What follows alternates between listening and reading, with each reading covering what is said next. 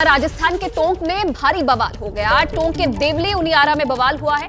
नरेश मीणा के समर्थकों पर पत्थरबाजी का आरोप लगा है। बवाल के बाद पुलिस ने आंसू गैस के गोले छोड़े। देवली उनियारा विधानसभा सीट पर उपचुनाव में निर्दलीय उम्मीदवार हैं नरेश मीणा। तो राजस्थान की 7 सीटों पर आज वोटिंग हुई उपचुनाव के लिए। और मनीष फिलहाल इस खबर पर और ज्यादा जानकारी हमें देंगे। मनीष, सुबह बवाल की तस्वीरें हमने देखी थी और अब आरोप लगा है नरेश मीणा के समर्थकों पर कि उन्होंने पत्थरबाजी की है।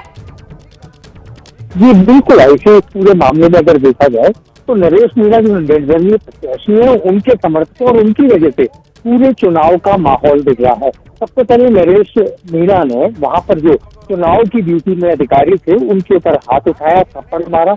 उसके बाद वो जिद करके धरने पर बैठ गए। उनको प्रशासन ने समझाना चाहा, महिला जिला कलेक्टर के लिए अपशब्दों का इस्तेमाल किया और इसके बाद उनके समर्थकों ने पत्थरबाजी शुरू की। तो जवाब में पुलिस ने आंसू गैस से गोले दागे। वहां पर भीड़ उत्तेजित है, कुछ वाहनों को आग लगाई गई है और पुलिस उन्हें बेकाबू लोगों को काबू में करने के लिए अपनी ओर से पूरा प्रयास कर रही है। लेकिन हालात वहां अच्छे नहीं है और बार बार हिंसा जिस तरीके से सामने आ रही है, कुछ पुलिस वालों को भी चोटें लगी है, लेकिन अतिरिक्त फोर्स बुला ली गई है टोंक, बूंदी और आसपास के जिलों से, ताकि इन उपद्रवियों से निपटा जा सके।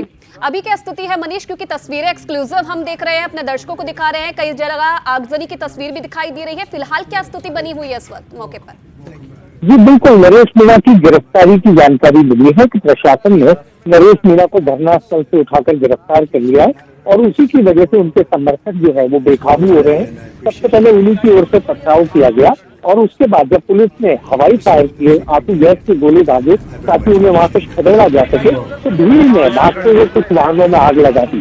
तो इस प्रकार हालात वहां नियंत्रित करने के लिए फोर्स है, लेकिन फिलहाल वहां पर पुलिस और आंदोलनकारियों के बीच में झड़पें लगातार हो रही है। जी, अब मनीष एक बार फिर से जानकारी दीजिए, ये बवाल आखिरकार हुआ क्यों? क्योंकि वीडियो हमने देखा था, गुस्से से नरेश मीणा मतदान केंद्र के अंदर दाखिल होते हैं, एसडीएम को थप्पड़ जड़ देते हैं। किस तरीके से ये क्यों आखिरकार उन्होंने थप्पड़ जड़ा, क्यों ये विवाद हुआ?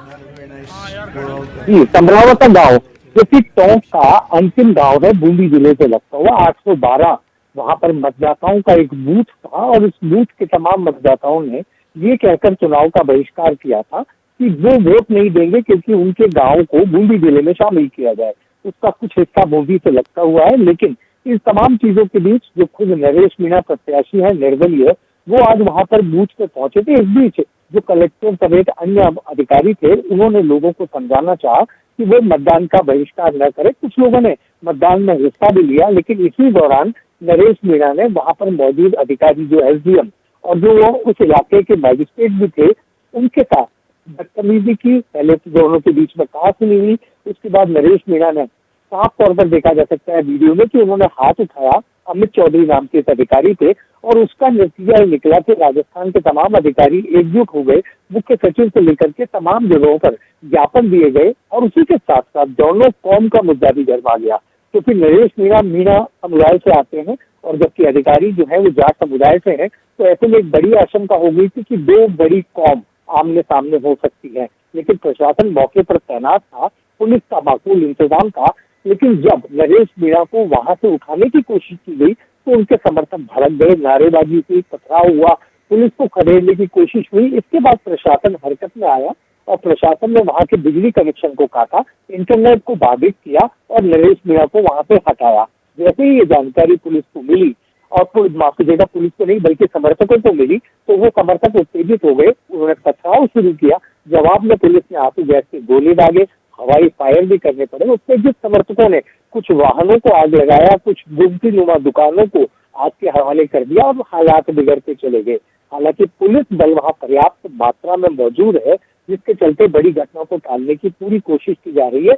लेकिन बावजूद इसके रात का समय है, बिजली काटी जा चुकी है, कुछ लोग गांवों के भीतर जाकर हिंसा फैलाना चाहते हैं। उसी का नतीजा है कि पुलिस उन्हें रोकने पर पूरी तरह से कोशिश कर रही है। तो कुल मिलाकर के नरेश मीणा ने जिस तरीके से अधिकारी पर हाथ उठाया और अब तक उसके खिलाफ किसी तरीके का मुकदमा नहीं दर्ज हुआ, तो उसको देखते हुए लगता है कि प्रशासन भी इस पूरे मामले में फूंक फूंक कर कदम रखा रहा था। अगर मौके पर ही नरेश मीणा के खिलाफ कार्रवाई कर दी जाती और भीड़ को निकलने नहीं दिया जाता तो शायद हालात इतने नहीं बिगड़ते। लेकिन प्रशासन ने क्योंकि चुनाव का समय था, मतदान जारी था, उसको देखते हुए प्रशासन ने थोड़ी सी ढील बरती, जिसका नतीजा ये निकला कि नरेश मीणा के समर्थक वहां बहुत बड़ी संख्या में पहुंच गए और उन्होंने बवाल के से हालात बना डाले। जी आयुषी। मनीष, अभी क्या स्थिति है? क्या नरेश मीणा को गिरफ्तार किया है? जैसे कि आप बता रहे हैं कि धरना स्थल से उन्हें उठा लिया गया, जिसके बाद समर्थकों का गुस्सा फूट उठा है। क्या अभी स्थिति है? क्या उन्हें गिरफ्तार किया गया है? जी निश्चित तौर पर पुलिस ने उन्हें वहां मौके से हटाया था, उसी के बाद हालात बिगड़े हैं। हालांकि आधिकारिक तौर पर नरेश मीणा की गिरफ्तारी की सूचना प्रशासन से नहीं मिली है, लेकिन उन्हें मौके से उठाया गया और उसके बाद जो उनके समर्थक भड़के, जिसका नतीजा ये निकला कि हालात बेकाबू होते दिखे। लेकिन अभी हम प्रतीक्षा कर रहे हैं कि नरेश मीणा की गिरफ्तारी की आधिकारिक सूचना हमें मिले, लेकिन जो हमारे सूत्र हैं उनके मुताबिक नरेश मीणा को गिरफ्तार किया गया है और आंसू गैस की गोली डालने के बाद भीड़ को खदेड़ने की भी कोशिश पुलिस प्रशासन ने की है। जी ठीक है मनीष, बहुत धन्यवाद आपका तमाम जानकारी देने के लिए। तो ये तस्वीरें दिखा रहे थे टोंक से, जिस तरीके से वहां पर बवाल की तस्वीरें सामने आ रही है।